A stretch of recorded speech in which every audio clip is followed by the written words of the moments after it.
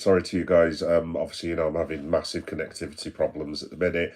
I'm doing this through my phone. Basically, if you saw a couple of minutes ago, if you're listening on podcast, by the way, this won't make any sense. But long story short, I attempted to go live on my laptop, which is a new laptop, and I thought, oh, excellent, I'll be able to live stream off it.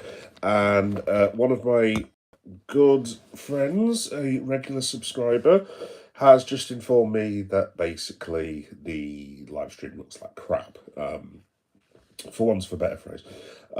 So I've gone back to my phone. I unfortunately did not have my mic stand anywhere near me. So if you can imagine, my phone is currently pressed up against a cup. That's the only way my phone is actually being held up. Hopefully I can stay on for a little bit, but I tried to do this last week and it was a bit of a disaster. So I've even had to take to going outside to do live streams at the minute, which is not useful. By the way, just very, very quick apology. If you're wondering why I sound like deaf, basically, I feel like deaf. I've basically been suffering from a cold, scratchy throat, and basically, for want of a better phrase, I feel like shit, basically. So, but I'm going to try and get through this. I've just had a big, big thing of tea. Not going to be on for too long. Hopefully I can get this to work. Hopefully this is reaching some people. I'm just going to have a look on my channel to see if I'm actually live. I've got no idea if I am actually live. It looks like I'm on live. I mean, it's on the channel and it says I'm on live, which is a good sign.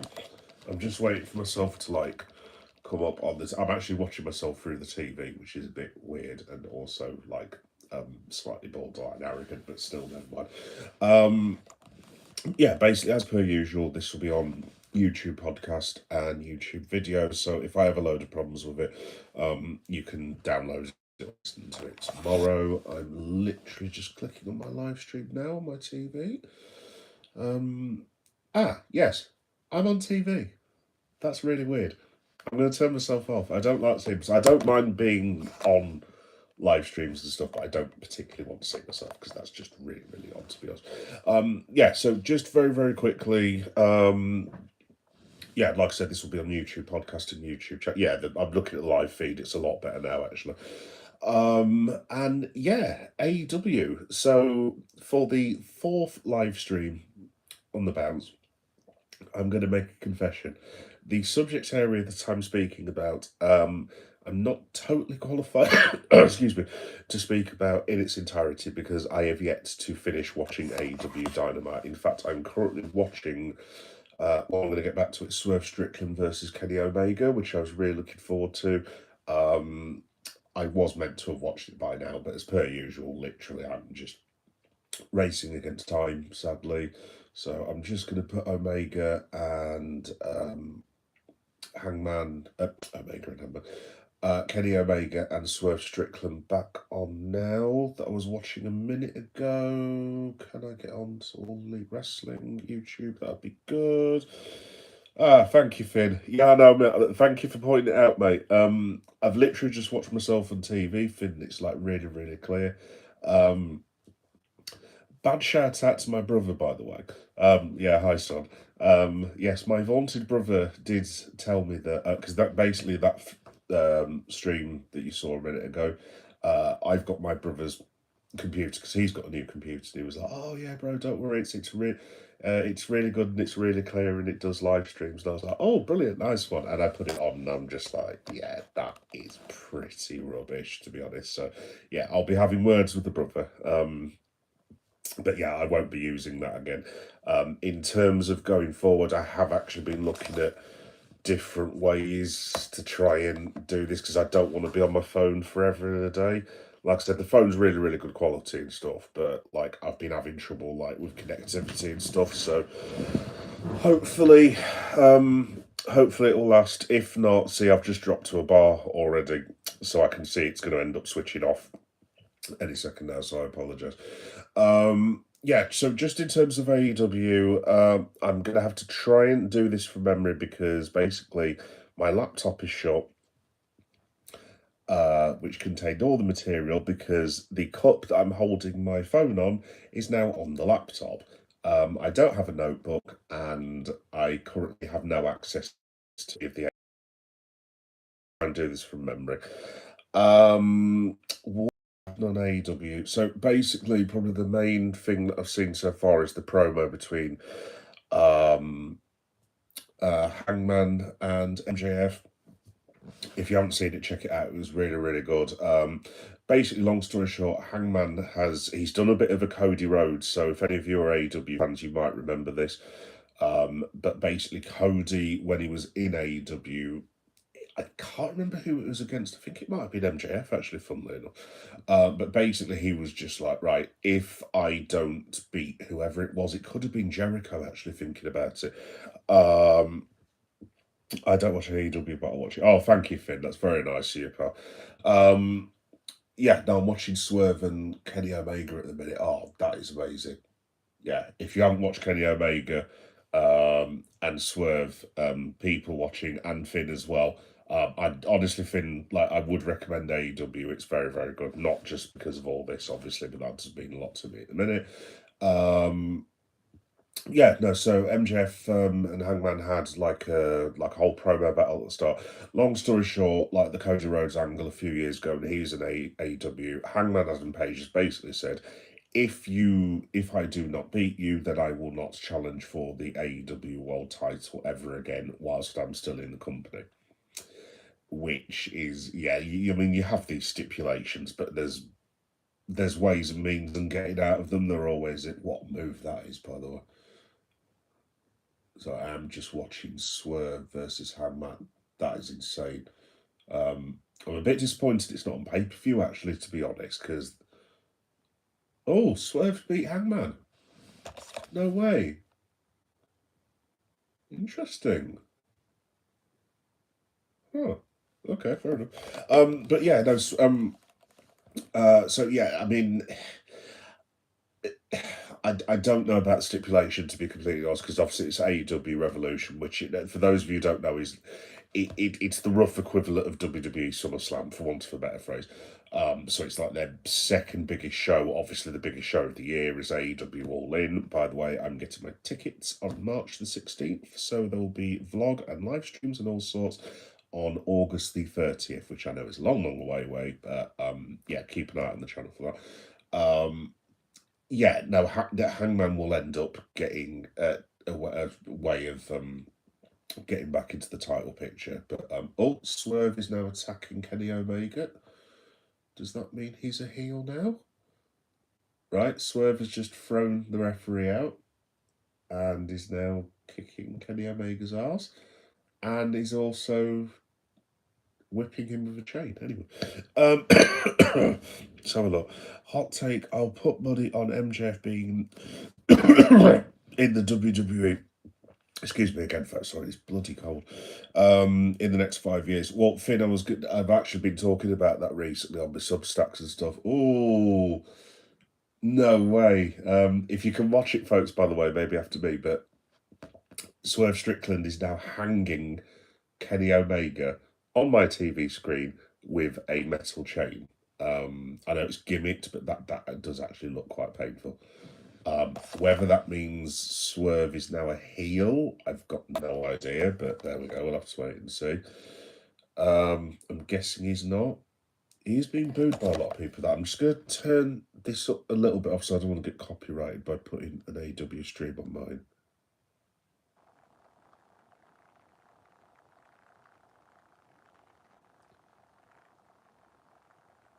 Yeah, I think Swerve Strickland may be a heel, to be honest.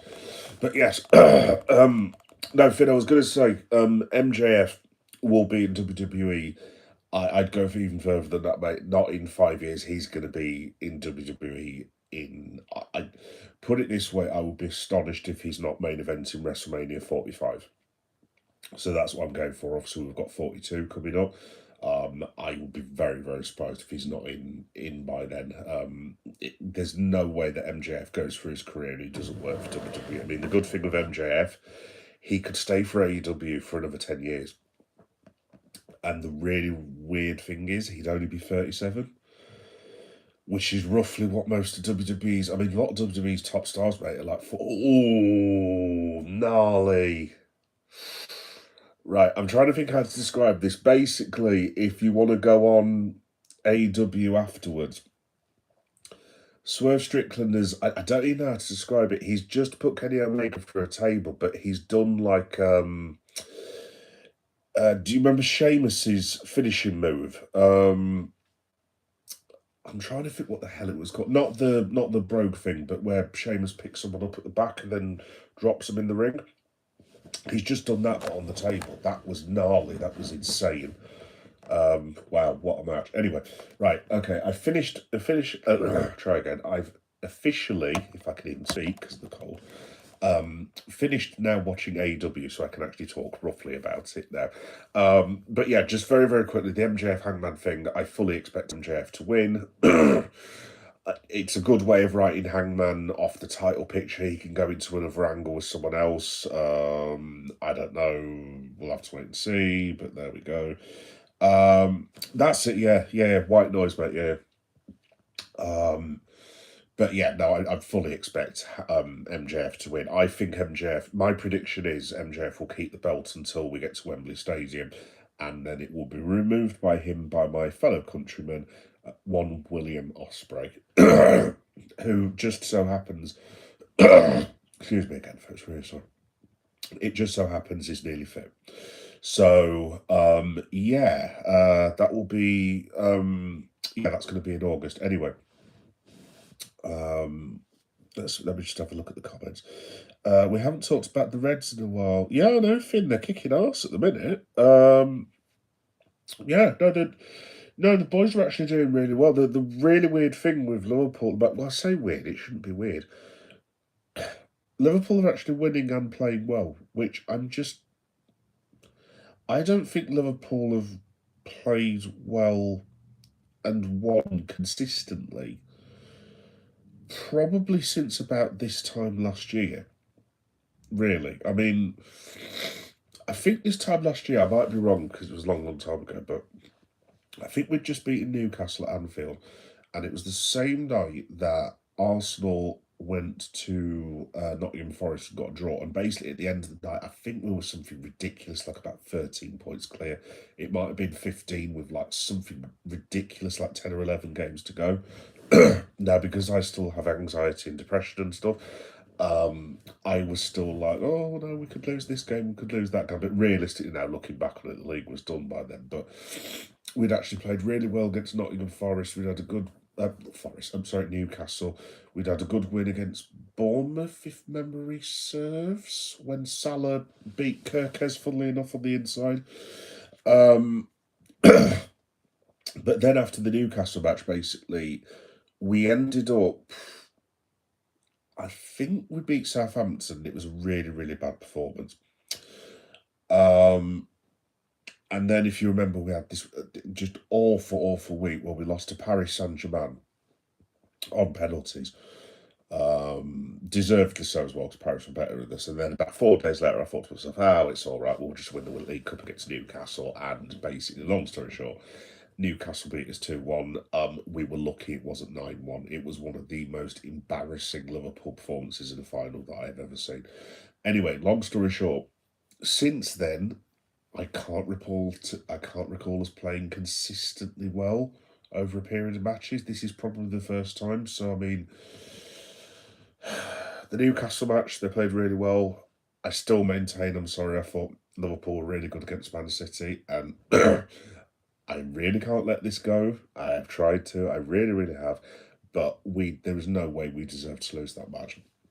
And I still think it's an absolute disgrace that Craig Pawson basically lost us that match. It's as simple as that. It was the most outrageous example of bias, nonsense, and cheating that I have ever seen.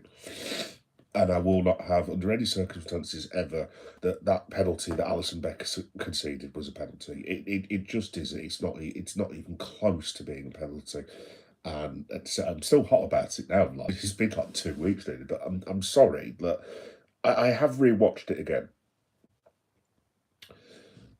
The ball's here, and I said this on my Liverpool live stream. The ball's here. Becker clearly gets the ball. Gets the ball. Leg hits. Fella goes over. Penalty. It's not a penalty. Absolute nonsense. But yeah, we played really good against Marseille. Who else? Who have we just beaten? Obviously played really good against against Karabag.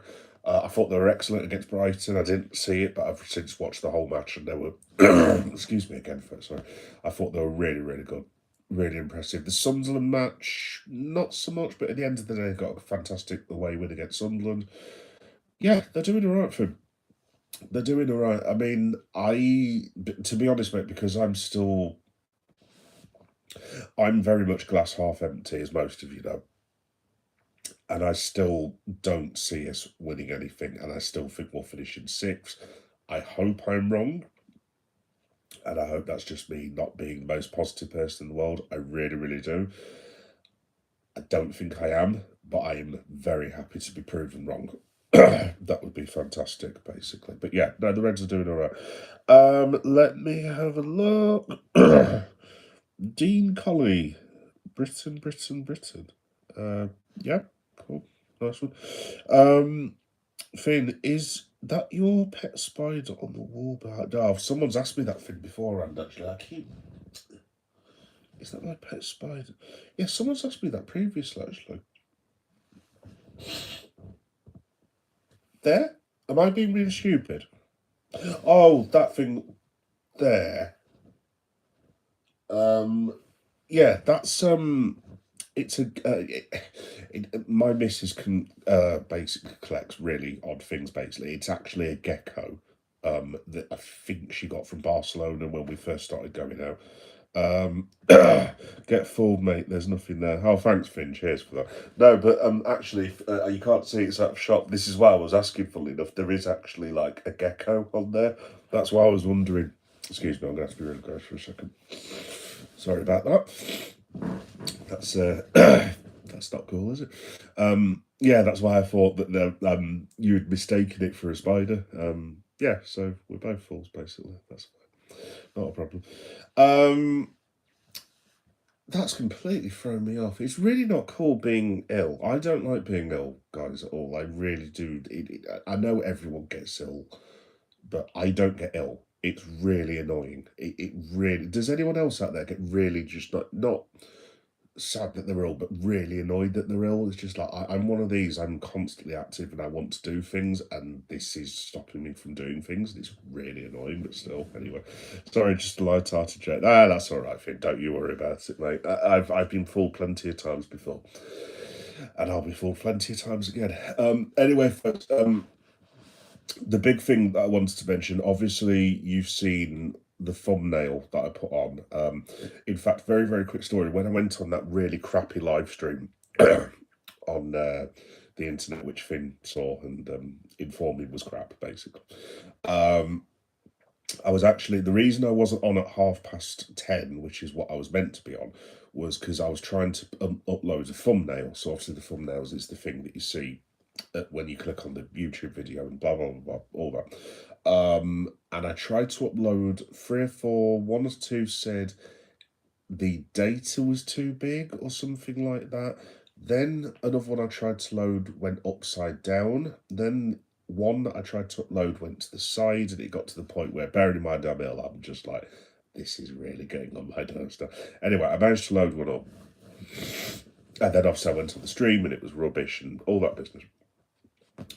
And then I came back to there is a point on I thought to myself, right, I'll go back on the phone because obviously the stream isn't fit for purpose. And the reason I'm not going to make this too preachy, obviously you can see my shirt. And like we're on here to have fun and all that, so I'm not going to go super preachy. But you know, obviously a lot of you know my leanings in the world, shall we say. And I can't say how proud I am right now to be an AEW fan. It's the first major sports or entertainment organisation I can really think of en masse with a fan base. that has chanted the words, and I'm not going to swear because obviously there are children who watch my stream sometimes. My son watches the stream occasionally as well, so I don't want him to see me swearing. But the phrase duck ice, shall we say, was sang, I think, for the third Dynamite broadcast on the bounce, maybe the third out of fourth. And I just want to say basically how proud I am of Vegas chanting it, Australia chanting it, Sacramento, it was last night in California, and I'm really, really proud of them chanting it as well. Ice is, well, I'll answer that thing now. I was actually going to say, so the ice is the international customs, whatever it is. Basically, they are like, they are essentially like the police over here, except they are basically I'm trying to think how to describe this, a militia. And basically they're a bunch of thugs and guns for hire who are going around, currently at the moment, Minneapolis, Minnesota, basically executing people. There's no other way I can think to describe it, really. Mostly foreign people and people who kind of look a bit like me, basically, for the, like I said, I don't want to go too preachy on this, but for the fairly obvious reason. Like I said, I'm not going to do the whole politics thing, because this is a wrestling show and I want people to listen and stuff and have a good time and whatever. But there are some things, and I'm not the most political person. Well, maybe I am, I don't know. But like, I want to have fun and chill out and watch wrestling and watch football and drink beer. Basically, that is pretty much me. I'm quite a shallow person in a lot of ways, but when there's something like what's going on in America under the administration that they're in, I find myself having to speak about it, and what's going on there is inhuman, it's outrageous, it's disgusting, and it needs calling out. So if I can do even anything to stop what's going on over there, I will do so. The only thing I can do is wear that, and I stand on that. It's a disgrace that in this day and age that there is a organisation out there who basically are pretty much slave traders meet the KKK. And it's not on. There are 3 or 4, God knows how many people who've been put in camps. There's 5-year-old children being put in camps away from their parents. There's been 2 high-profile executions. Probably more than that now. There was a lady who was in a chase the other day, a school teacher, who I started chasing down the street, and basically they chased her so hard she lost control of a vehicle and she rammed into a wall, and she died. Excuse me again, folks. It's not just a slogan for me. It's completely and utterly, it's not acceptable. It's completely unacceptable. And again, it's not my country. I'm in England, but obviously there's been stories about this coming to this country, and I do not want this in my country ever under any circumstances. And there are certain political parties, shall we say, who seem quite keen on exporting this idea. And just to finish off, I would very much prefer that they didn't. So just very, very quickly, shout out to Sacramento. Basically, they started chanting it during the Brody King segment with Bandido, which I thought was quite appropriate because he's a Mexican and they're obviously being horrendously targeted. And yeah, that's all I'm going to say. I'm not going to get too preachy and stuff. Obviously, some of you know that I've got a little bit of a playlist mentioning ice, and I'm on Reddit quite a bit. With there's like a Liverpool channel on my Reddit, there's a wrestling channel on my Reddit, and there is another channel, shall we say, that is less than complimentary about those kinds of people. So yeah, that's all I wanted to say basically. Abolish ice, simple as that. And I'm super proud to be an AEW fan, and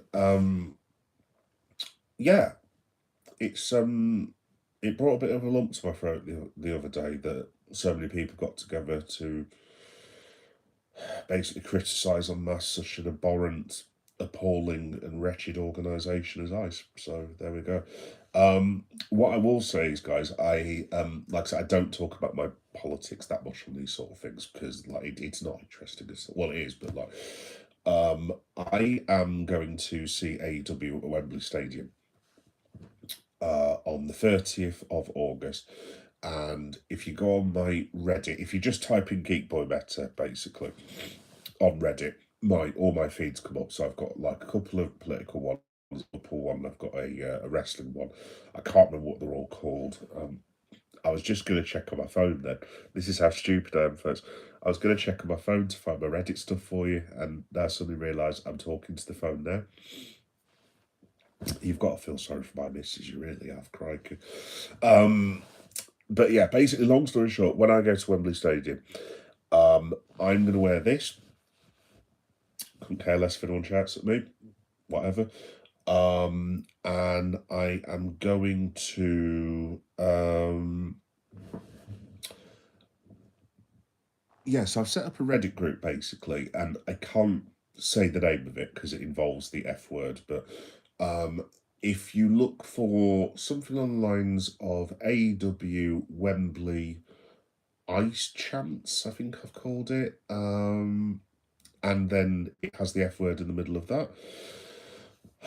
And long story short, I've set up this Reddit group because I intend on getting Wembley Stadium whilst this is being beamed live around the world, because a lot of people watch AEW All In. I intend on getting several thousand people in that stadium to chant Duck Ice very, very loudly, and yeah, that is my plan. Whether this plan actually works, I don't know, but I'm going to do my damnedest to try. Anyway, you guys did not come here to hear about politics and all this sort of crap, basically, so I will get off my high horse. But yeah, Duck Eyes. Anyway, right, let me have a look. Yeah, I hope that answers the question, Finn. Sorry for waffling on, by the way. You don't need to worry about all that sort of stuff at your age. And it's not me being patronising, Finn, by the way, but you need to go out and enjoy yourself, pal. Obviously, work hard and get your education. Again, it's not me being, patronising and stuff. Obviously, you spoke to me about one of your career dreams as well. You go and get it, mate. You go and get it. But also just enjoy yourself. Don't worry about this sort of thing until you need to. Obviously, I know it's difficult for your generation because literally we didn't have all this back in the day. We didn't hear about this stuff until about 3 or 4 days later in newspapers. And now literally you could turn on your phone and it's just there in front of your face all the time. So I talked to my son about it. Sorry, folks. I will get back onto the rest in a minute. Oh, sorry about my nose streaming. I should just clarify anyone that's watching me, by the way. Basically, I've got a horrendous cold and I feel like shit. So sorry about that. But I speak to my son about this.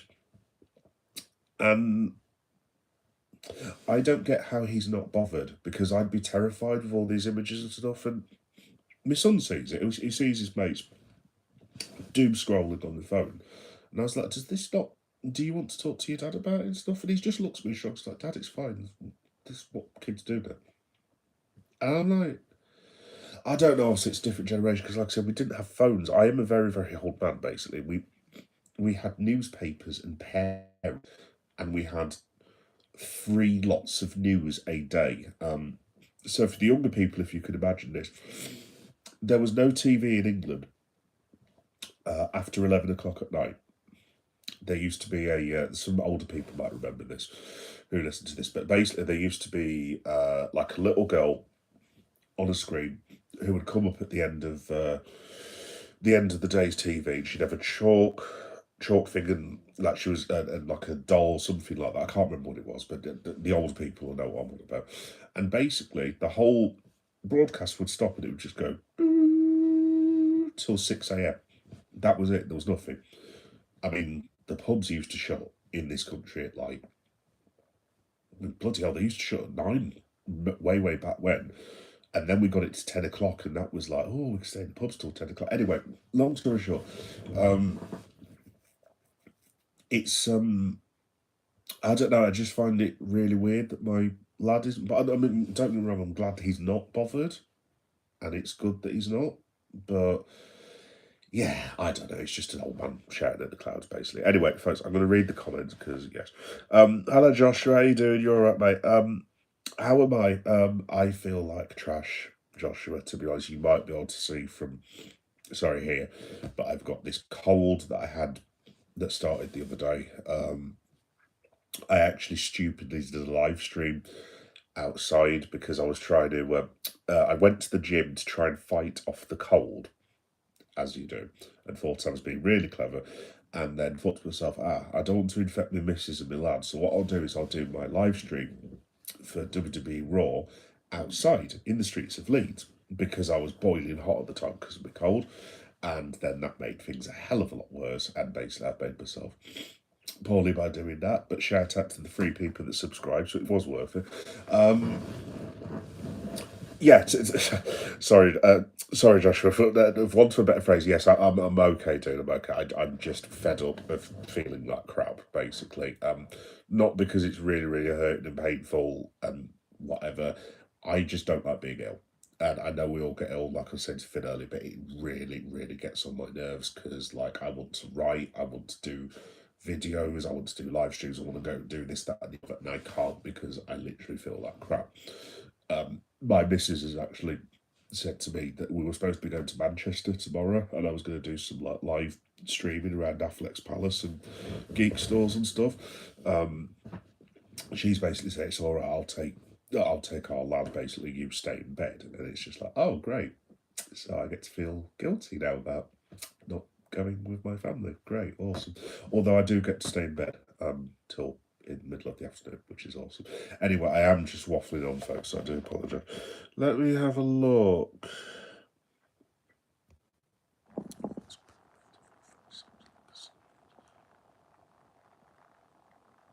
Hang on, Cameron, because sorry, Cameron, my brain is like full of cold at the minute. Let me just run that through my head. I think I get it.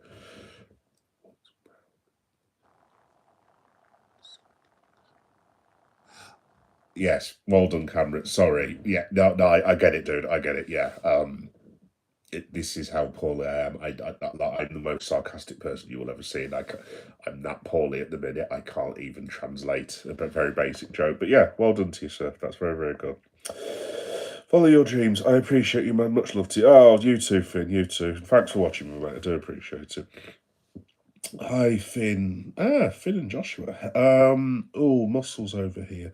Hello, Josh. I farted very loud. Good grief, Finn. You need to go and speak to someone about that, dude. You seem to do it quite a lot on my live stream, which I don't know if I take as a compliment or not. Right. Anyway, AEW wise, folks. Right. I have managed to get back on track. So, if you just give me 1 second. I have got my YouTube up because basically, if you wonder why I've got a YouTube playlist on, I'm trying to remember what actually happened in AEW because I've been so let me get this up. So where did we get to? Right, so talking. Oh, actually, guys, those of you who don't watch AEW, but you like your wrestling, can I recommend that you watch John Moxley? And yes, that is Dean Ambrose for those who are watching. Watch John Moxley versus Mark Davis. So John Moxley versus Mark Davis. If you're old school pro wrestling, as in hard hitting, 2 blokes knocking 7 shades of you know what out of each other, just brawling 2 very, very proud men just absolutely battering each other, which was like really cool old school pro wrestling that we had back in the day. I would thoroughly recommend that. It was an excellent match. If you type in Mark Davis as well, sorry folks, I do apologise. Oh, it's so rubbish. If you type in Mark Davis, he's like he's one of an AEW worker, really, really good. Old school grappler, no messing about, no frills. I'm not going to say like Stone Cold Steve Austin at all because that would be stupid. But if you think along them lines of when Austin became a brawler rather than a technician, one of those sort of things. Um, what else? FTR, uh, Young Bucks kick, super kick FTR and Big Stoke. I didn't even watch that because I'm just not into it at all. Willow Nightingale kept the TBS Championship. Decent match. Really like Marina Shafir as well. Really, really do like her. Her upside's brilliant, and I think she's been really good with the Death Riders. There are rumours about Shafir taking over from John Moxley as the leader of the Death Riders and having a female leader. I actually think out of all the options, funnily enough, because in that group you've got Danny Garcia, you've got Claudio Castagnoli, you've got Pac, who was, again, for those of you who are WWE, if you wonder who Pac is, basically that was Neville. If you remember Neville from WWE, like high flyer person, but he's always been better as Pac. And not as glad to be honest, leaders. I mean, Claudio Castagnoli, again, for the WWE people, is Cesaro, who was one of my favourite wrestlers in WWE. Why WWE let him go? I mean, I will never know to this day. Claudio Castagnoli is one of the best workers in the world, and he was superb as Cesaro, and he should still be, in my opinion, he should still be with WWE now. He should be top draw, maybe not WrestleMania main eventer, but he should be in easily one of their top 4 or 5 programs. Same sort of thing as Shinsuke Nakamura, which I was going to talk about this a while ago, actually. For the life of me, Shinsuke Nakamura is one of the best workers in the world, whatever company you want. And why he's working lower card matches and losing to, who was it the other day? Tamatonga? I'm just like, I'm literally looking at this and I'm like, am I seeing this right? Why is Shinsuke Nakamura putting Tama bloody Tonga over? Absolutely. Shinsuke Nakamura is one of the worst, because obviously WWE get this quite a bit. So do AEW. And I am just going off on a tangent now, guys, but the case of Shinsuke Nakamura is one of the most disgraceful I've ever seen in wrestling. He is a WrestleMania main event, so one of the best in the world. And I mean, that samurai gimmick they gave to him, I mean, I don't know who on earth came up with that. He doesn't need a gimmick. Bro has a gimmick, as my son would say. You just keep Shinsuke coming out with his cool music, doing his Michael Jackson performance art stuff. You keep getting him doing the thing where he goes, "Come on!" You get him to do the Kinshasa, and it's all good. And you've got a main eventer. And now it's like, I mean, I don't know what they're doing with him. To be honest, I thought, excuse me, I thought they were going to go with Nakamura again. But then they've had him on this losing streak. And sorry, I know this is meant to be AEW and I'm waffling on. I genuinely, folks, I don't understand. If someone can let me know, because I will read the comments in a minute. Excuse me again. Why is Shinsuke Nakamura basically being used as a curtain jerker? And if you want to know what curtain jerker means, it's not quite as dodgy as it sounds. Curtain jerker basically is the first event that goes on. So you've got a hot angle to start a show on Monday Night Raw, like when the Vision comes out and excuse me again, folks, sorry. When Heyman comes out and they set the hook, and then I don't know, like Aldis or Pierce will say, the Vision now will have a match against CM Punk and the Usos, and that's how they set it all up. Basically, the curtain jerkers are the ones after that who will come out, and they are like you. I don't know, you. Middle of the road. So anyway, long story short, I guess what I'm saying is Shinsuke Nakamura is not a curtain jerk. He's one of the best professional wrestlers in the world, and it's disgraceful that WWE use him in the way that they do. Anyway, rant over. What else happened on Dynamite? I've told you about Hangman and MJF. We had Orange Cassidy and Ishii versus Connors and Kidd. Decent match, not too bad. Probably the main thing about that was Darby Allin ended up coming out and having a massive brawl with Gabe Kidd. I am watching this bit actually, like someone trying to chop Ishii. It was this new lad called Connors, who I've not seen before, and he just no sells the shops. It was absolutely priceless. Then we had, oh yes, for those of you who are AEW inclined, the Brawling Birds. And yes, that is the English use of the word birds, as in what men used to describe their opposites as, shall we say, including I will have to hold my hands up. Myself, 20 or so years ago, I did describe ladies in that manner, and obviously I don't anymore. But yeah, they're actually called Birds, and it's Jamie Hayter. Alex Windsor, for the ones of you who do watch AEW, is the one whose music goes Windsor, and I'll always remember it because Windsor is Will Ospreay's missus. Oh, I've just thought. I'll get back to the comments a minute, but Finn, yes, Will Ospreay. Will he be in WWE? I actually don't think he will. I definitely think MJF will go to WWE. I wouldn't be surprised if Swerve goes back one day because obviously he was in Hit Row. Excuse me again. NXT, I can't remember what Swerve was called actually. I don't think he was called Swerve Strickland. I can't remember now in NXT. But I wouldn't be surprised if Swerve wants another go at WWE because obviously he's still only a young man himself. Darby Allin, funnily enough, wouldn't surprise me at all.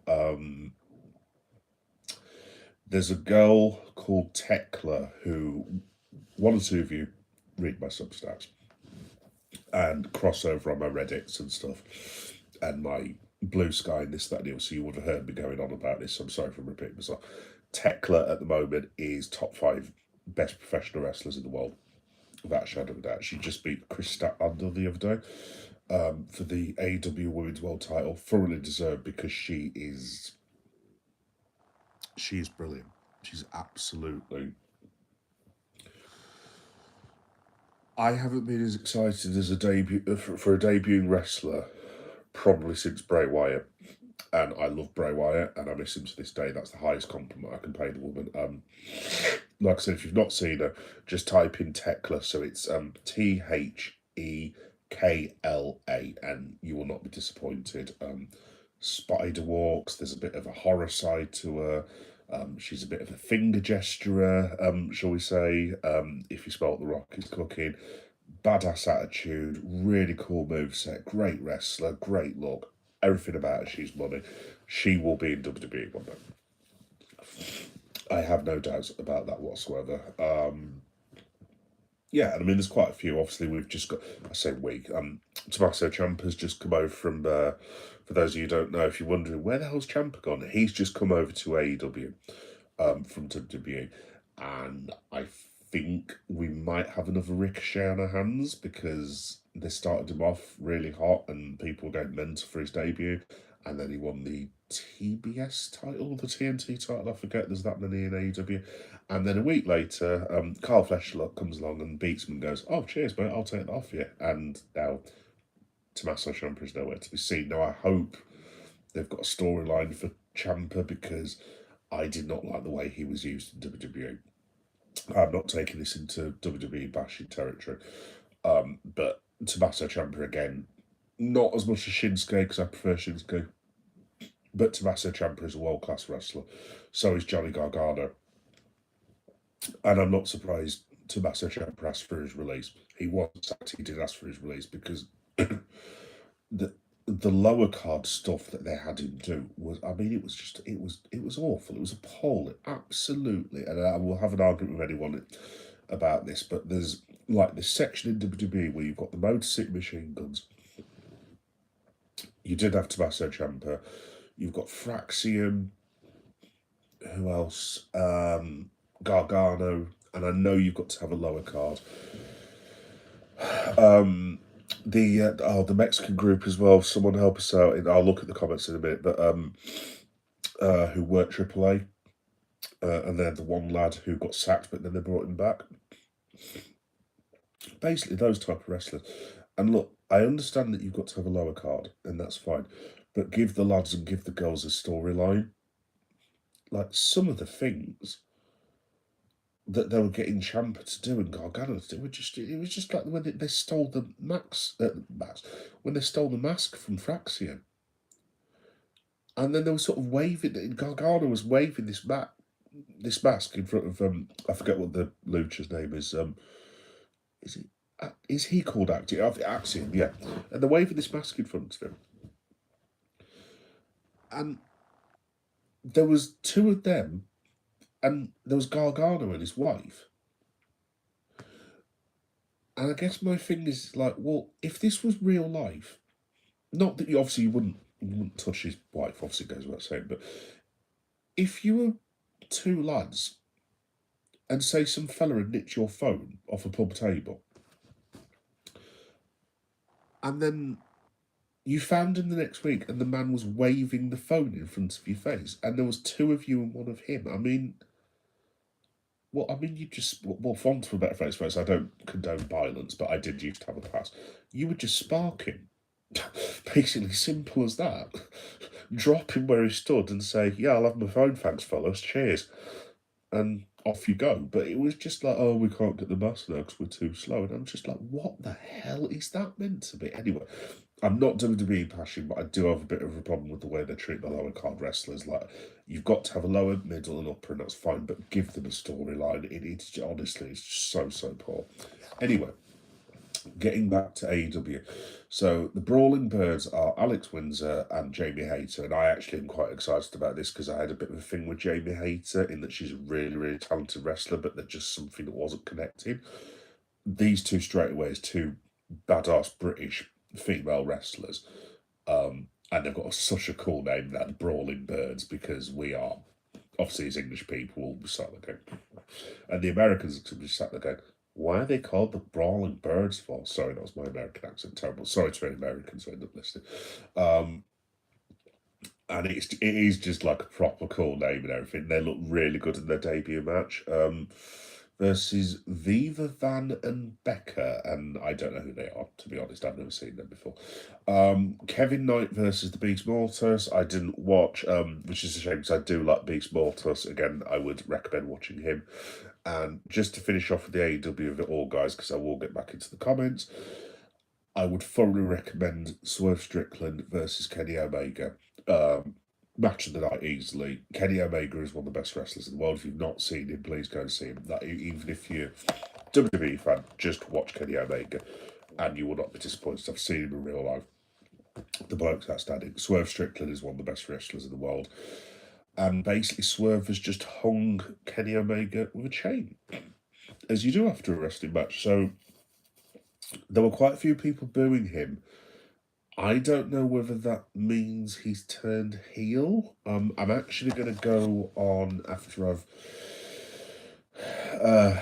done coughing away on all of it. I'm going to go on Denise Salcedo. Again, that's another recommendation, guys. Denise Salcedo, if you don't know, is like a wrestling like commentator. I don't know what to call her. Influencer. Live streamer, and in my opinion, she's the best one going by an absolute mile. Look, I mean, I'm doing this on my phone now. I haven't got a clue what I'm going on about half the time. I just waffle on. But if you want real wrestling insight, I would go on Denise Salcedo. In fact, I'm on a channel now, and she's just an awesome, or super awesome lady. I absolutely love watching her. Yeah, and she's just brilliant. So watch her channel. In saying that, I've just recommended her, and she didn't do an AEW stream after I've just recommended her. Why is Denise not done an AEW stream? I'm literally just gonna have a look. Give me a second. What's supposed to be? But yeah, just in general, watch the. She's like super awesome, super kind, absolutely fantastic young woman. Great insight. Great analysis. She's funny as well, and she likes going to Comic Cons and stuff. Once a better phrase, Denise Salcedo is awesome. So yeah, I would thoroughly recommend her. And that's not a promotion before anyone says it, by the way. I'm just giving you my recommendation. Just to finish off, you guys, because there may have been comments rude and I've not read them. By the way, left it. Shout out to Prince Andrew. I hope you enjoyed your birthday today. Idiot. Anyway, sorry, I said I wasn't going to do politics, and I've just completely contradicted myself. Although that isn't politics. The man's just a snide, nasty ass, well, nonce basically.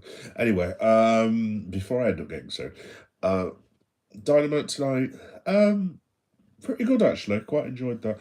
A lot of the matches were really, really good. I really enjoyed the debut of the Brawling Birds. Very excited for Jamie Haynes and Alex Windsor. Looking forward to seeing more of them. I really, really did enjoy John Moxley and Mark Davis. I'm going to put Mark Davis over to use wrestling terminology. He is fantastic. I really, really have thoroughly enjoyed watching him the last few months. Very, very good worker. Excellent work. Very old school. Reminds me of my childhood. Yeah, he had an excellent match with Mox, and I hope they can do something with Davis in the Don Callis family. Very, very good wrestler. Very much enjoyed that. Thought the MJF Hangman promo exchange was excellent. The Willow match was all right. Like I said, I enjoyed Marina Shafir. I thought the ladies could have done a little bit better, maybe, but it was still a very, very good match. Like I said, I didn't see Mortis, unfortunately. Sorry to any Beast Mortis fans who may be watching, which I'm sure they will. But yeah, I will try and see if I can watch it a little bit. And like I said, Hangman versus Omega, just Omega versus Swerve Strickland, lights out, brilliant. My only complaint about that is I hope they're going to use it in a PLE or maybe have it as part of AEW Revolution. Maybe that's where they did the hanging thing at the end, so maybe Kenny Omega can get his revenge on Swerve. Like I said, I don't know if Swerve's gone full heel. I wouldn't turn Swerve heel. I would just leave him as like edgy babyface, basically, that gets boos and gets cheered. Because I think that's where Swerve's at. I don't think they don't need Swerve as a heel at the minute, in my opinion. I would just leave him as he is, and if more people cheer for Omega over Swerve, then fair play. But I hope they do it at Revolution because it's a top draw wrestling match, and it shouldn't just be thrown out for free on Dynamite. But I am old school, so there you go. Oh, anyway, I've got through the live stream. Just about. I can barely breathe, but it's fine. It's absolutely fine. I'm just going to read the comments, guys. I'm really sorry I've been waffling on looking at the comments. I do. Let's have a look. Oh, Finn, mate, really sorry that I wasn't thinking. I've got not coming dot support for my shoulders being missed. Oh, sorry, Finn. I hope you get better soon, mate. I've asked my doctor's face. Yeah, they'll chuck you out of the surgery for that, Finn. But yeah, dude, if you're struggling, then definitely go to your doctor's, mate. Don't leave injuries like that. Because once you get to my age, if your missus, in my case, has been telling you for years, go to doctors, love, and you're just like, whatever, go.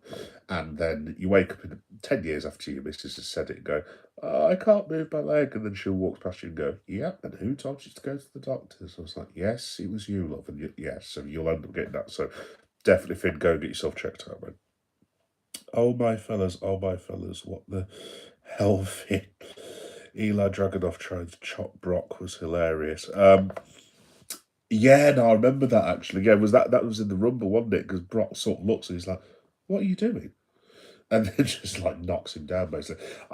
By the way, I know I'm going to go on tangents, folks. But if you want to talk about WWE, that's fine. Thank you for listening for AEW. I still have a massive problem with the way that Brock Lesnar was eliminated in the Royal Rumble. I thought it was one of the most ridiculous spots that I've ever seen in the history of my life. I have no problem with Cody. I can't remember who it was. It was Cody and LA Knight. I have no problem with them working together to eliminate Brock.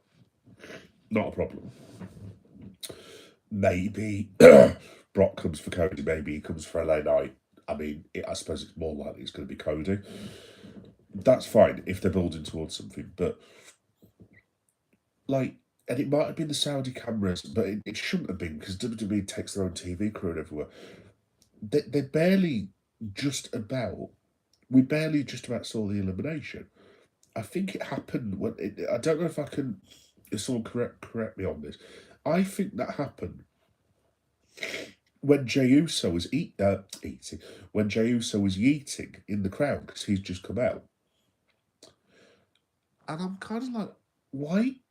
You can't do that. If Brock Lesnar gets eliminated from any Royal Rumble, that is top 5 moments in Royal Rumble. You've got to like portray it, etc., etc. And then after that, I thought, well, at least they'll show Brock tearing up the ring and this, that, and the other. And he just sort of walked off. And him and Heyman went, oh, well, shrugged the shoulders and walked off. And I'm like, well, I was like, what the hell is that? It was honestly, it was utterly, whoever came up with that, WWE creative, it was just, look, I'm not saying AEW doesn't make mistakes as well. Don't get me wrong, AEW does make plenty of creative mistakes. Dr. Britt Baker, anyone? But the elimination of Lesnar, it's one of the most basic, appallingly handled errors that I can think of in professional wrestling for years. It would, like, guys, I'm not being funny. This is Brock Lesnar. This is a big deal. And if it was just LA Knight, you've got to show the aftermath as well. And if it was, I don't know if it was ever going to be LA Knight versus Brock Lesnar, but like if it is LA Knight against Brock Lesnar, put the camera on Knight, show him celebrating, have Brock come in, beat the living crap out of him afterwards, show that it means something. But I mean, the way they filmed it, sorry to keep going on, it was just, it was appalling beyond words. I mean, I can't imagine. I'm not going to put that on Triple H. Obviously, he's in charge of the whole show, so strictly speaking, it's his fault. I cannot imagine that Triple H called that in a million years. It can't have been Triple H. The only thing I can think of, because obviously the way the Royal Rumble works, allegedly, from what I'm given to understand and put together as a wrestling fan, is that they have it in sections. So you have your road agents, like, I don't know, Road Dogg, and I'm trying to think who else. Hurricane Helms, who obviously used to be the Hurricane, and Kurt Angle's son in the storyline, whose name I can never remember. All the people that usually come out when there's a tear up. As far as I'm aware, in the Royal Rumble, they have like 3 or 4 sections. So they have like 2 or 3 agents who will be handling the first 10 minutes, 3 or 4 agents that handle the middle bit, and then the end, and then the actual end with the last 3 or 4 wrestlers. And they all take turns and put it together, and then it's hand off to the next one. The only thing I can possibly think of is Triple H spoke to one of the road agents and basically said, right, I need Brock Lesnar eliminated here. And something went wrong in the timing, that they brought Uso out early. I don't know what it was, but I mean, like I said, it was borderline embarrassing. Like, I don't want to keep going on, guys. This is Brock Lesnar. If Cody and LA Knight had eliminated, I don't mean this to sound disrespectful, but if it was Damian Priest, I like Damian, don't get me wrong, and I think he should turn heel, by the way. That I can fully understand. Fair enough. And it would still be a mistake, but you're like, well, Damian Priest got eliminated. It's not the end of the world if you don't say it. But Brock Lesnar? Seriously? I don't know. I'm going to stop waffling on, but I just thought it was absolutely appalling beyond words. I really do. So, who can remember the wrestler who spat green mist 10 points for the first? Oh, Barney, you've done me there, mate.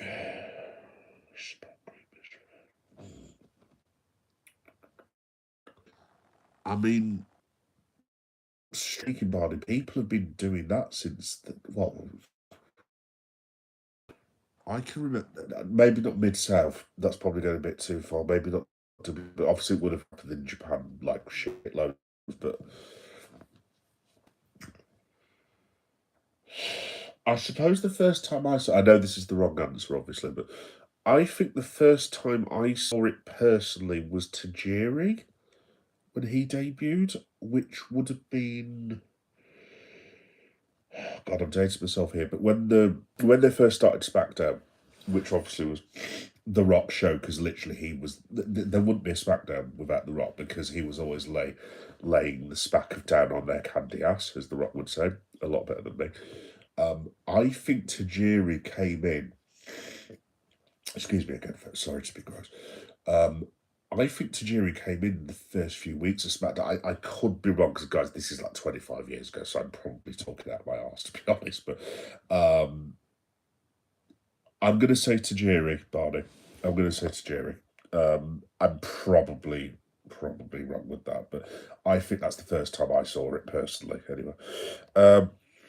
I used to love Jey Uso, but ever since that intoxicated match with Punk, and obviously running it back during a big match like War Games in the Rumble, I hate him so much. Oh, I don't know if I. Oh, I don't know, Phil. I don't know if I hate Jey Uso. I mean, I get why they've had to put him back with his brother. I mean, there's a lot of reasons. There's family reasons as well. I mean, his brother is going to be a father. For those who don't know, Naomi, the reason she dropped the belt last August, September. It's going to be 4 or 5 months ago. 4, 5, 2, 6. Don't anyone say 6, 7, by the way. I know I'm counting. I think Naomi, if I'm correct, is due to give birth next month, possibly late March. So I think that's probably the reason one of the reasons they put the Usos together, because obviously Jimmy's going to need support from his family and this, that, and the other. So maybe that's one of the reasons. Obviously, another reason is like they need to get Jay away from the main event scene in order to get Cody where he needs to be and get I don't know, Brock where he needs to be, and so on and so forth. Blah blah blah blah. Anyway, that's probably the reason why they've reformed the Usos as a tag team. By the way, spoiler alert: Naomi will come back at the end of WrestleMania and cost one of the women their world title. You heard it here first. I'm sticking with it. I reckon she'll be back for WrestleMania. I mean, she would have given birth 3 weeks before, so it's probably pushing it a little bit, to be honest. But I want to see Smile Naomi back, which is what I call her, as in the Smile movie, because sorry guys, I'm going off a tangent here, but when Naomi turned and she cut that promo in what looked like an asylum, I've never seen my son scared with wrestling. He's always known it's work straight away, and he's just, I'm not scared of anything. That day, he was like, oh, don't know about that. But it was honestly the Naomi. If you just type in "proceed with caution," which I'm sure you guys will have seen, WWE, it's one of the best promos that I've seen for a very, very long time. Absolutely fantastic. It's not a pipe bomb by any stretch of the imagination, but it's probably one of my favourite promos, to be fair. But yes, I would fully recommend that. Excuse me again, folks. Push Jimmy Uso.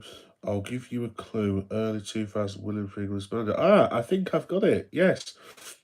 Yes, I have got it, Barney, haven't I? Yeah. I thought it was around early 2000s, Barney. Yeah. I think it was yeah, in fact I know when it was. God, this is dating myself, but I had just left Telford. If you don't know where Telford is, Finn will know where Telford is a very small little market town, about 20 minutes away from Wolverhampton, about 40 minutes away from Brum. So I left there, came to Leeds, and I don't know why at the time we were able to get Raw on like normal people TV. It was on terrestrial, and I had like a video recorder, as in the old school VHS video recorders.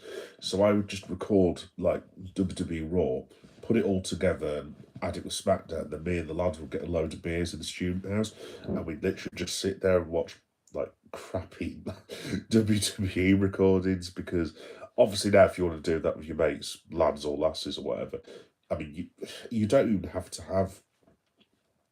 You don't even have to have Netflix, to be honest. All you need to do basically is just go on WWE's YouTube, and literally, if you add the time codes together, you're probably looking at 45 minutes to an hour of Raw. When you add the TV adverts on everything, at this day and age, you're probably missing about maybe 30 minutes. But obviously, we didn't have that back in the day because it was like the older daytimes. Anyway, the reason I was telling you that was, I've just remembered, is I think when I came to Leeds, that's where Taj was with William Regal, because Regal brought him in as his little I'm not sure if this would be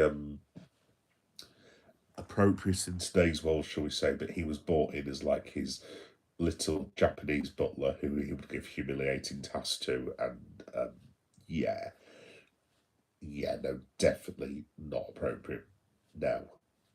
Although I'll hold my hands up, I did laugh, but only because William Regal is such a funny bloke. By the way, shout out to William Regal, one of the best professional wrestlers of all time. I'll have that argument with anyone. He's my personal top 10. Brilliant. Taste your toe, mate. Oh, hi, Elijah. Go on, get into the crease. I'd rather not, Elijah, to be honest. Mate, am I okay? Not really, Elijah, no. Like I said, in fact, I'll show you the gimmick. See this? Yeah, this is a blanket. You can't see the rest of me, but basically I'm covered in blankets because I've got a very heavy cold and basically I feel like crap, so I'm not going to be on for too much longer. I'm actually quite chuffed with myself that I've lasted 65 minutes, to be honest. That's what she said. Sorry. There's still a lad in front. There's still that I've got inside of me. I do apologise. That was my catchphrase, by the way. Really used to annoy the wife.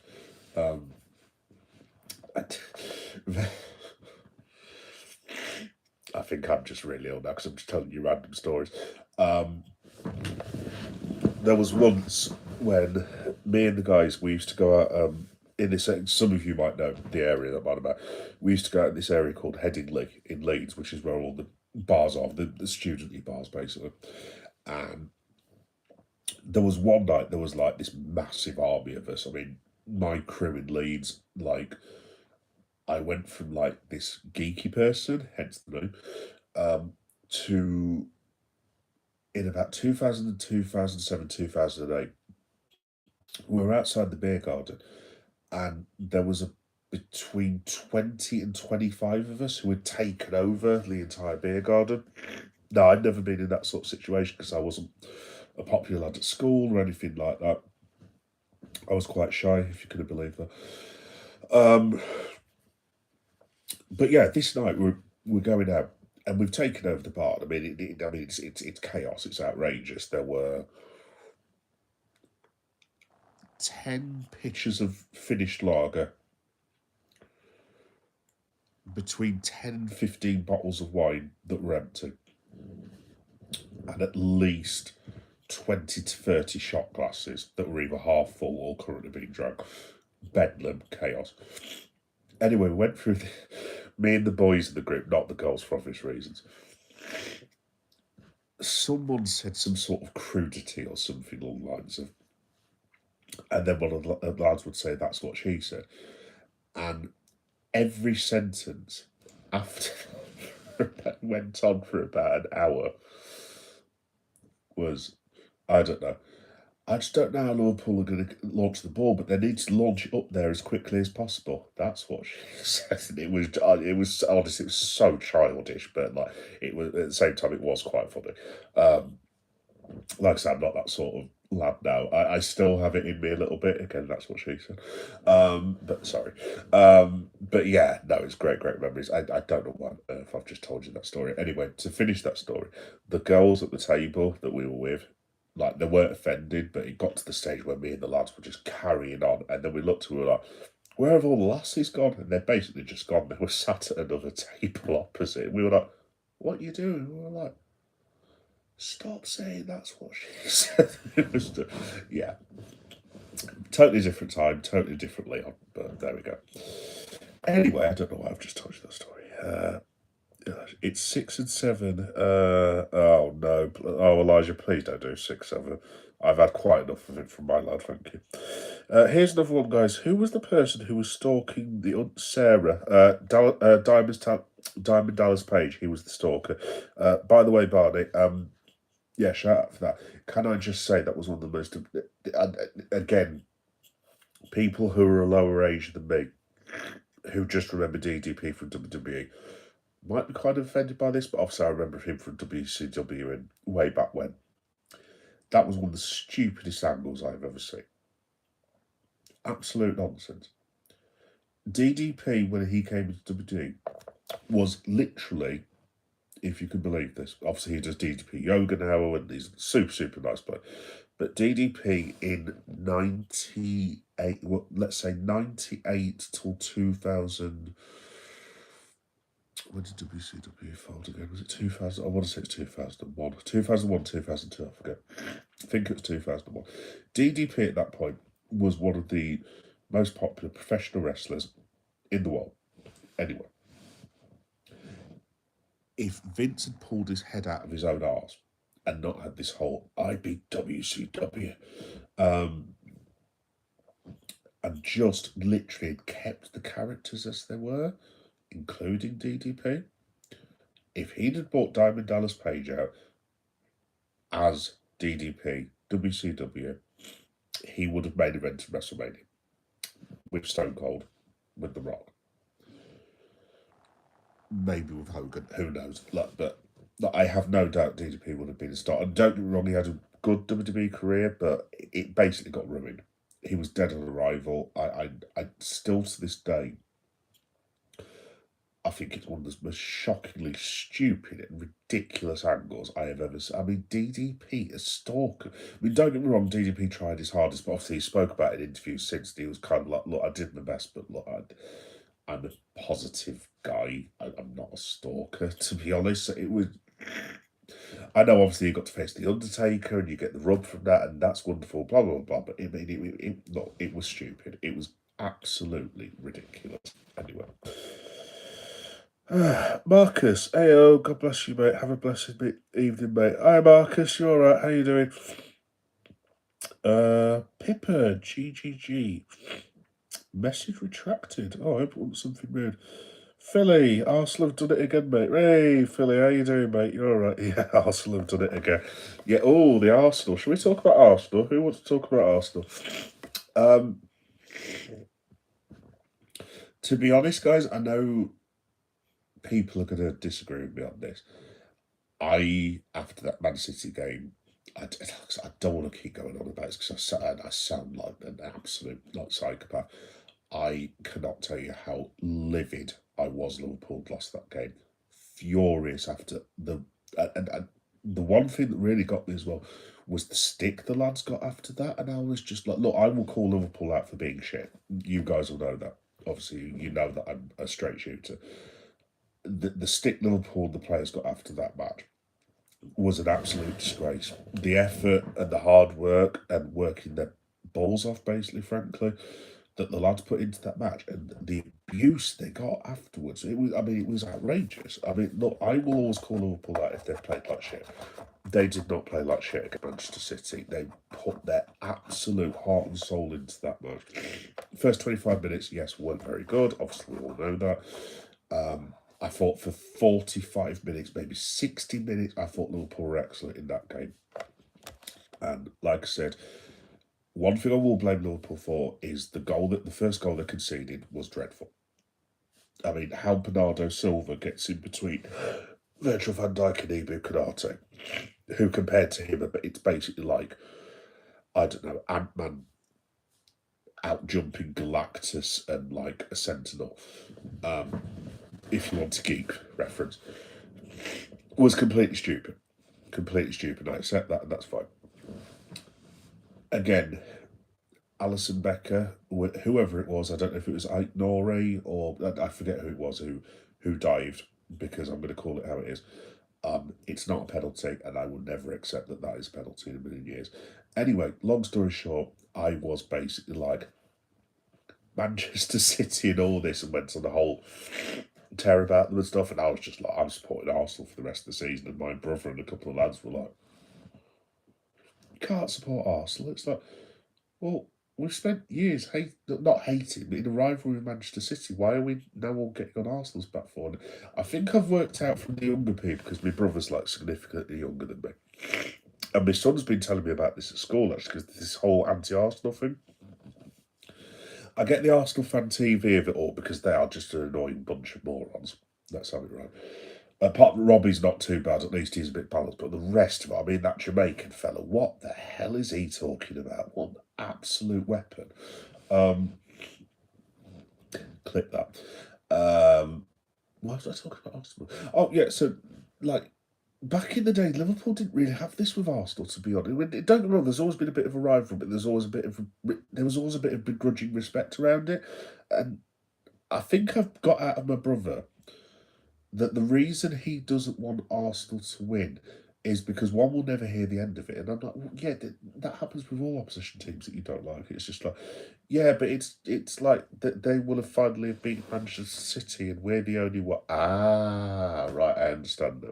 You want us to be the only people that have done Manchester City so we can like stand out and basically chest out and basically say we're the only ones that could touch Manchester City and that kind of equal. Got that out of him, and my son sort of confirmed at school.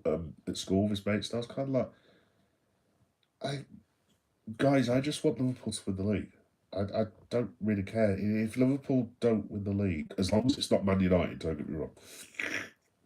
I never want them to win the league, but if Liverpool win the league and don't win the league and say I don't know for some stupid reason Chelsea or Aston Villa or Tottenham, lol, ever won the league, I'm just gonna sit there and go, well, it doesn't affect me either way. So the whole Arsenal thing, I don't really get. Like I said, I do get the fans because I think that you'll find the older school Arsenal fans are all right. It's this younger. I don't want to pick on the young people, but it's the ones that seem to get it in the neck from the opposition fans seem to be what 16 to 21-ish, maybe. I don't know. Anyway, I don't know. I'm chatting shit about Arsenal, but there we go. Let's have a look. Agreed, Regal had it all. Top wrestler, great heel. Who's personality my top 10 too. Yeah, absolutely, Barney. I just Regal was, I think, to be honest, Barney, Regal was ahead of his time. I thought he was absolutely outstanding. One of the best runs that he had. I love the WCW run. It was Lord Steven Regal. I didn't see too much of it because I was more WWE at the time, but I've caught up with it in late years. I actually really enjoyed his run after. So I think he was still the commissioner, but they had him in wrestling matches as well. So it was that sort of, it was that weird but cool period of time where you had Kurt Angle, Stone Cold, The Rock, Undertaker, but you also had William Regal, and I think Flair got thrown in there as well, and Undertaker. It was that really cool mix of like, oh wow, these lads are really, really good. And then you had Triple H and Jericho. So it was not, it was sort of the end of the Attitude Era, but he had I don't know, I think he had a match against Kurt. He had a match against Austin, who obviously they're friends in real life, so obviously they're going to have a really good match. One of my favourite matches actually was, what was it now? I think it was The Rock. Yeah, it was The Rock and Stone Cold. Get this, The Rock and Stone Cold versus Kurt Angle and William Regal. Look it up. Honestly, it was blinded, absolutely blinded. I want to say he fought Jericho as well. So yeah, I really loved that period of time. Also, as well, special shout out to Regal was when he dropped the he dropped the IC title to CM Punk in Chicago. I want to say it was about, oh god, 2008 maybe. So it was when Punk had long hair. That was a superb match. In fact, they had a good little feud actually. Punk and Regal. They worked really, really well together. And I think they're quite friendly in real life. So yeah, definitely shout out. That was a great, great feud. Stone Cold, The Rise of the Rock, great time. Oh, absolutely, Philly. I miss it all now, mate. I really do miss it. I really do miss that time period. That's why I'm going to do this whole Attitude Era thing. By the way, folks, I haven't done anything on that whatsoever, to be honest. I'm not sure if I'm going to do it in vlogs. I'm not sure if I'm going to do it live. Look, if everyone's happy to do it, I will happily get on a live stream and put Attitude Era memories, and anyone can say anything, and they're welcome to join me once a week. And I might just do it like that, and I'll tell a couple of stories and stuff, because obviously for me the Attitude Era would be different to you guys, but I lived in Derby at the time, and there was only a couple of my mates who were wrestling fans, but then it got more and more popular. And it was really weird seeing people with like NWO shirts and Y2J shirts and Stone Cold shirts in Derby of all places, but like they just started popping up. There weren't loads, obviously, but there were guys walking around with ECW, and it was the first time because before then, obviously, mid-90s, if you said you were a wrestling fan, I mean, I know a lot of the young people won't get this, but you basically got laughed at. In fact, you could have got bullied, and at that point, I did not need any more bullying in the mid-90s for fairly obvious reasons. So, but yeah, no, it was a great time. And when you saw someone in the city centre, like you could, like I saw a lad one day wearing a Hardy's shirt, and I was just like, yeah, Hardy's. And then I think I had a rock shirt on, and both these two lads stopped, and they were doing the eyebrows and this, that, and the other, and doing if you smell what the rock is cooking. And yeah, it was always cool when you bumped into a wrestling fan. Same thing with Leeds, actually, because obviously Leeds is way bigger than Derby. And when I was a student, I would wear like a Stone Cold 316 shirt, and I would go into this nightclub called Star, which was like a goth alternate like new metal night. So you had like Limp Bizkit, Linkin Park, Puddle Mud, Drowning Pool, Nickelback, Offspring, Slipknot, all them people. And yeah, obviously because rock was tied into wrestling, it still is now. You would go in, you'd have Austin 316 on, and we're like, hey, this, that, and the other, and they'd have DX shirt, and we'd all be going, suck it, and this, that, and the other. And it was, yeah, it was such a cool time, dude. It was such a cool time, Philly. It's one of these things. It's probably me being an old man now and reminiscing, but I love my life now. Well, I don't love it, obviously, but it's got its difficulties. But I've got a lovely missus upstairs. I've got a decent house. I've got my best friend upstairs in the world, my son, who I love more than anything in the world. I'd do anything for him. Got my mum, my brother, all that good stuff. But if there's one time in my life I could go back to, it as stupid as this sounds, because people would be like, you go back to a wrestling period? Absolutely. I would go back to the Attitude Era. I would go back to when Stone Cold Steve Austin first won the belt against Shawn Michaels at WrestleMania 14, I think. Up until probably the era I was just talking about with William Regal and Kurt, when they were mixing up with Stone Cold, The Rock, and Taker and all that. That 4 year stretch was just, yeah, it was just brilliant. It was absolutely brilliant. And like, I enjoy my wrestling now, don't get me wrong, but it's never going to be the same for me personally. But you know, there we go. By the way, just as a thing, my son's favourite wrestler, as you know, he likes Cody Rhodes. My son's current favourite wrestler is Javon Evans, and I can see why as well. Javon is quite fun, I have to say. Stone Cold, The Rise of the Rock. I still use That's What She Said, like the noted one as well. Absolutely. Yeah, it's like super immature as well. Obviously, it's super immature. But like, I still find myself like, I don't know, I could be sat in the kitchen with the missus or something cooking, and like she'll accidentally say something stupid like not stupid, but then she'll just be like, oh, I tried to get this coal out of the chimney chicken, but I just couldn't fit the stick up there. And I will literally just go, that's what she said. And then it will make us another like, oh crap. And the missus will just look, and she'll be, really? Seriously, we're still doing that when we're nearly in our 50s? And I'm like, yeah, I don't know. I'm very immature, but child. It was a storyline that went on forever. Oh, yeah, no, Barney, yeah, yeah, like I said, if you're referring to the Sarah thing, I'm sorry, but like I said, I'm not going to go on my high horse about it again.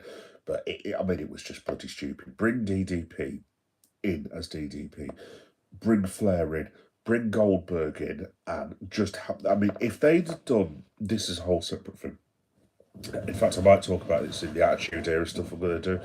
If they'd done the attitude, if they'd done the Invasion with Goldberg, DDP, Hogan, the NWO, Ric Flair, and so on and so forth, and Stinger, and Nash, and Hall, and Jericho, and this, that, and the other.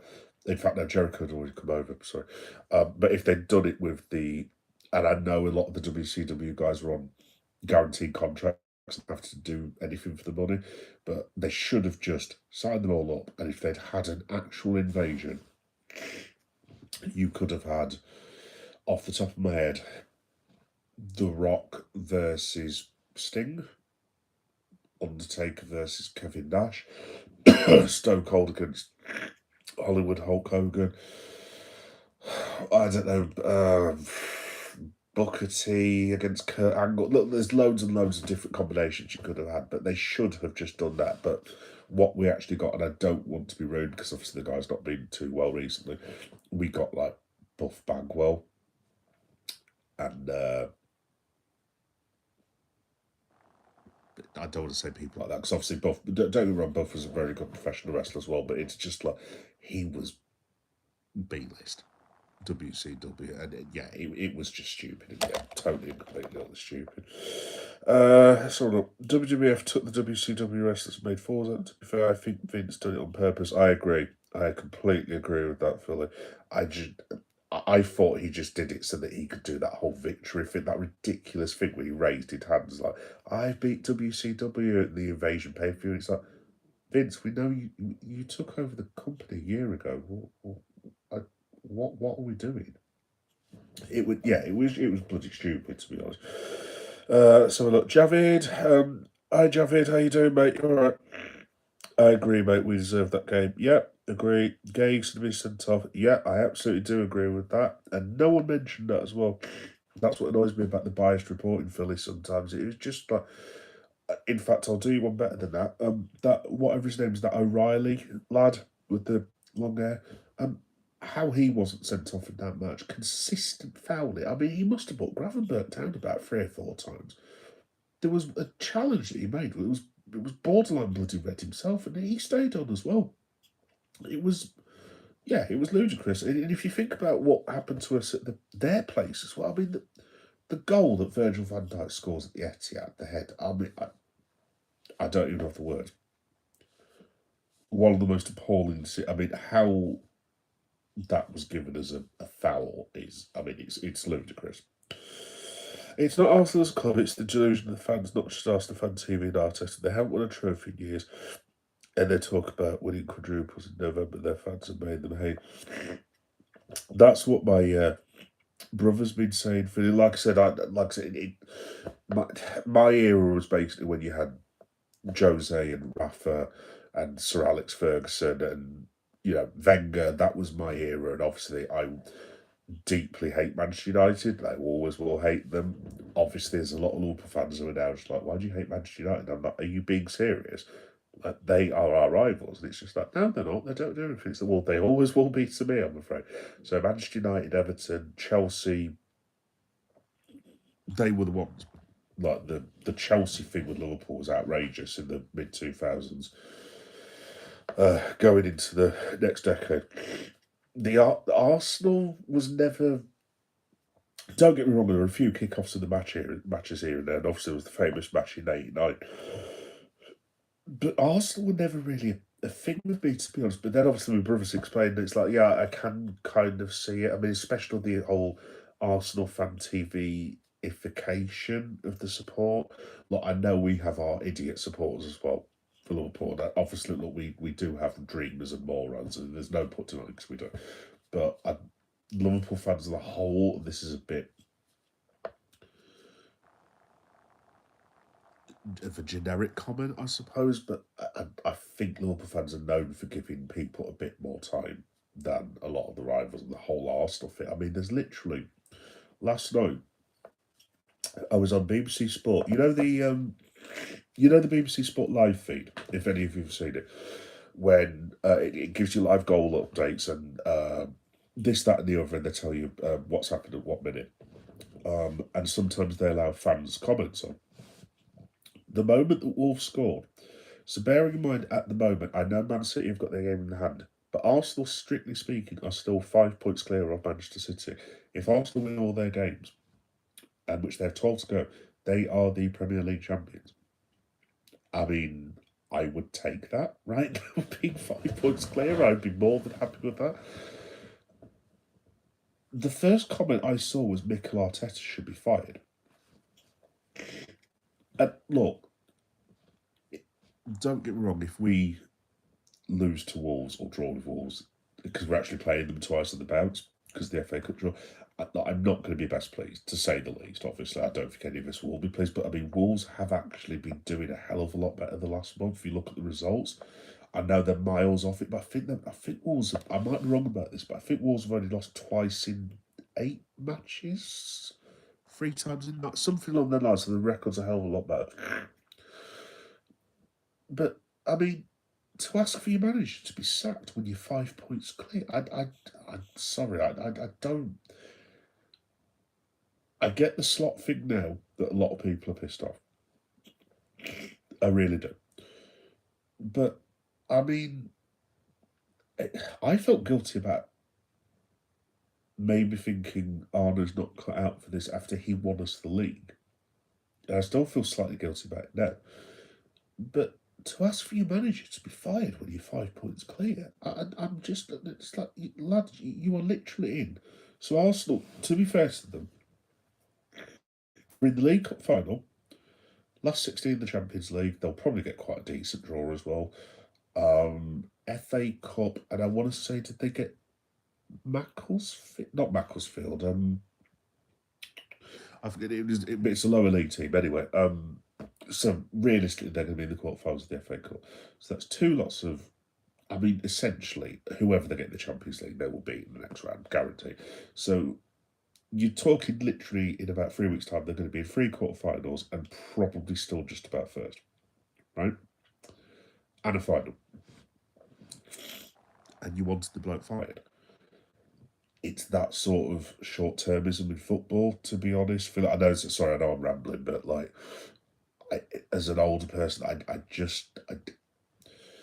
let me put it this way: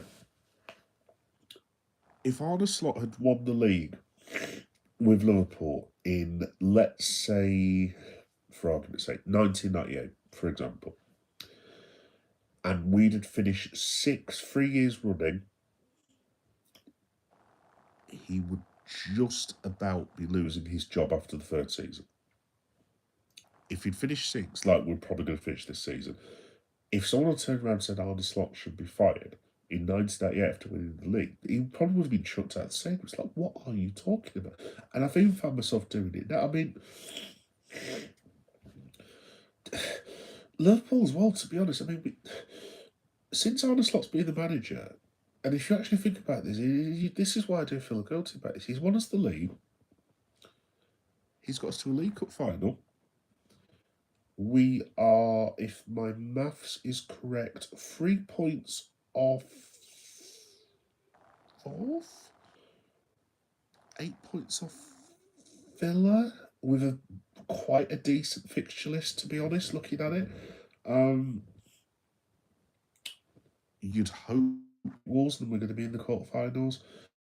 We might end up with Galatasaray or Bruges the way this looks like, and you'd expect, obviously.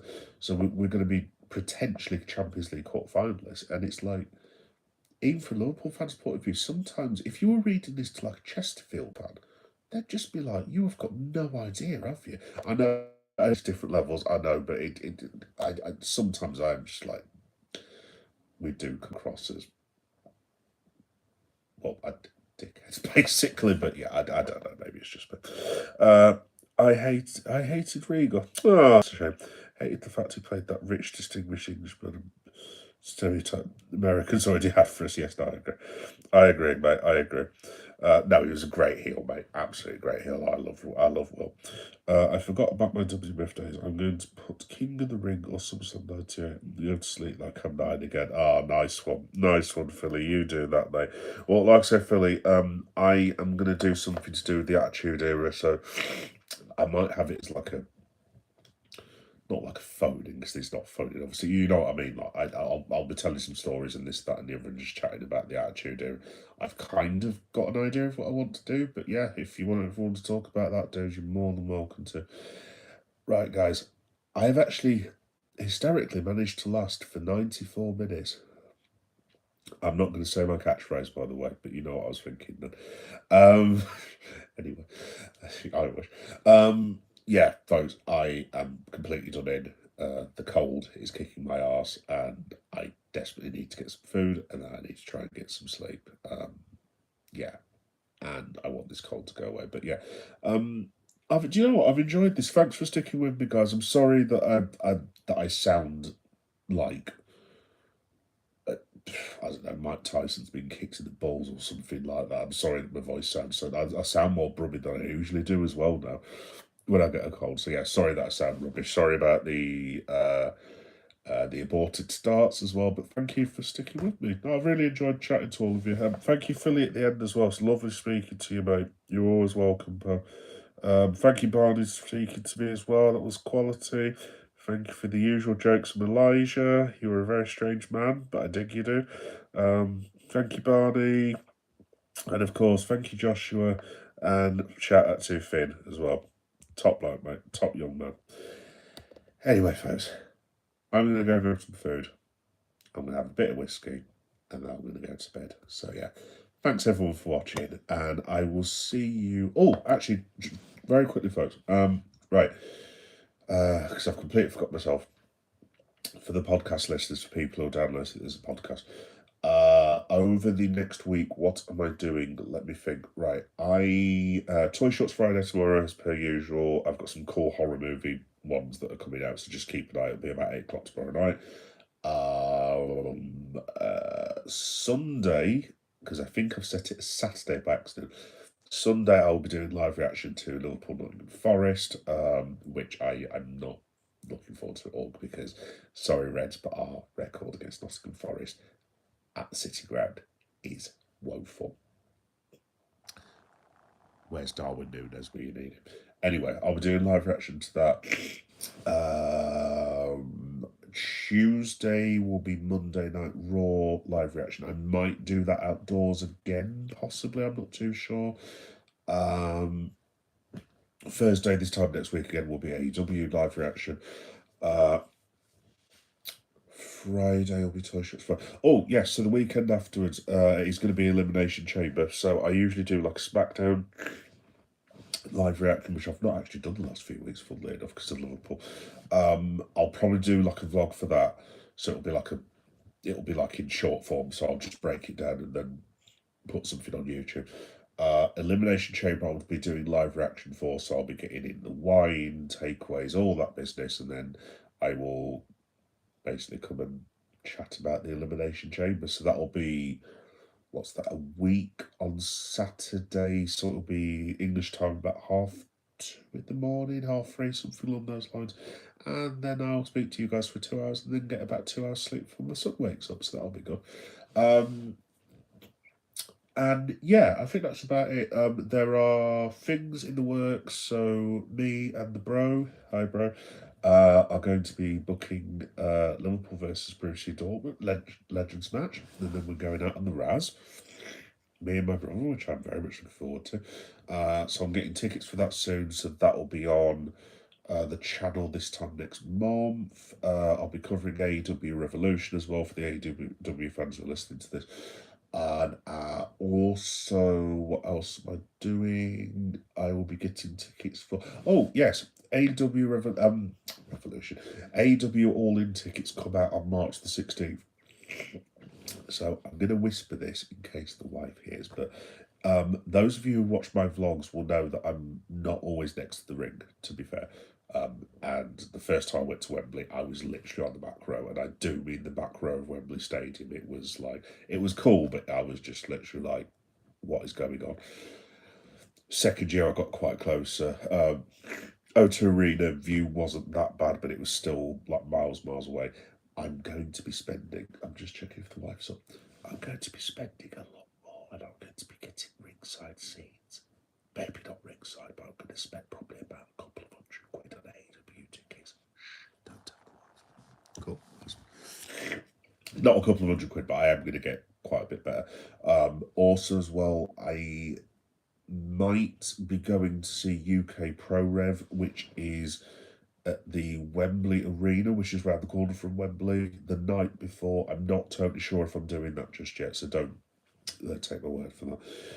But yeah, that's everything I've got coming up, so it should be pretty exciting. And hopefully, when I come back to you, by the time we play Nottingham Forest, I will not sound like I've had my head in a a mine for 30,000 years, but there we go. So yeah, thanks everyone for watching. It's been great talking to you, and I will see you all on Saturday. Take care of yourselves.